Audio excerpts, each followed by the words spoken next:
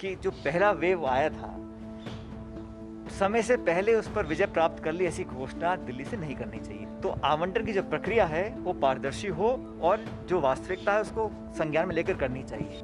कल और आज मिला के लगभग 150 सिलेंडर हम लोग यहाँ पर ला चुके हैं और भी आने वाले समय में ज़रूरत पड़ेगी, चाहे बेड्स की हो चाहे सिलेंडर्स की हो। इसमें सब लोगों को मदद करने का एक दायित्व है और जिम्मेदारी है। कोई भी व्यक्ति हो, पेशेंट हो, उसके घर वाले जानते हैं उस पर क्या बीतती है।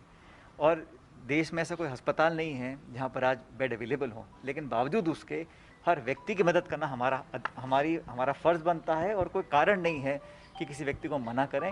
मैं जानता हूँ कि अस्पतालों में जगह कम हो सकती है, ऑक्सीजन की एक सप्लाई है वो भी लिमिटेड है, और मैंने कहा कि जो केंद्र से राज्यों को रेमडेसिविर हो या ऑक्सीजन हो या कॉन्सेंट्रेटर्स हों, उसको आवंटन करने की जो प्रक्रिया है, अगर उसको हम पारदर्शी तरीके से कुछ पैमाने बांध दें कि जिस राज्य की इतने पॉजिटिव पेशेंट हैं, इतने अस्पताल बेड हैं, इतने यहाँ पर रिक्वायरमेंट है, अगर पारदर्शी तरीके से उसका आवंटन होगा तो इस तरह के आरोप प्रत्यारोप की गुंजाइश कम हो जाती है।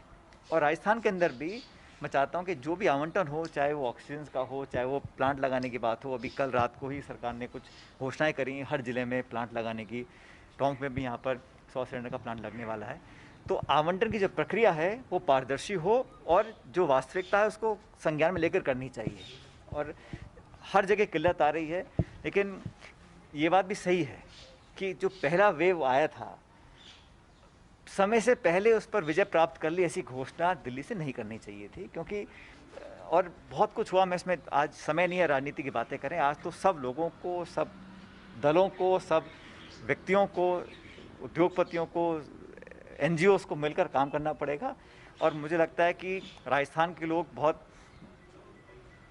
इंसानियत वाले लोग हैं, सबके मन में बहुत एक दूसरे की मदद करने की इच्छा है और इस कठिन घड़ी में हम सब मिलकर साथ लेकर काम करेंगे। मैं दोबारा कहना चाहता हूं कि आज की मीटिंग के बाद मैंने कहा कि कहीं थोड़ी बहुत जो कमी आई भी होगी उसको पूरा करेंगे, लेकिन लोगों के अंदर विश्वास पैदा होना चाहिए। लोगों को लगना चाहिए कि साधन सीमित होने के बावजूद भी हम लोग आपके साथ खड़े हैं और उसमें हम अपनी तरफ से कोई कसर नहीं छोड़ने वाले। वेव में जो परिस्थिति बनी है उसका पूरे आंकड़े, पूरी वस्तुस्थिति की जानकारी प्राप्त करी है और अस्पतालों में, सीएचसीज़ के अंदर जो कोविड पॉजिटिव पेशेंट्स हैं उनके लिए हम लोग क्या कर सकते हैं और जो कमियां आई हैं अब तक उसका निराकरण कितना जल्दी हम कर सकें, उस पर लंबी चर्चा करी है। महकमे के सभी अधिकारी पूरी शिद्दत से काम कर रहे हैं। ये बात सच है कि ये प्रकोप इतना भारी पड़ा सेकंड वेव का, और हज़ारों लाखों की संख्या में न सिर्फ टोंक में, राजस्थान में, कि देश भर में लोग कोरोना से पीड़ित हो रहे हैं। तो हमने वैक्सीनेशंस को बढ़ाने के लिए जोर डाला है। जो किल्लत पहले आई थी ऑक्सीजन सिलेंडर्स की, उसकी पूर्ति के लिए हम क्या क्या साधन ला सकते हैं उस पर चर्चा करी है।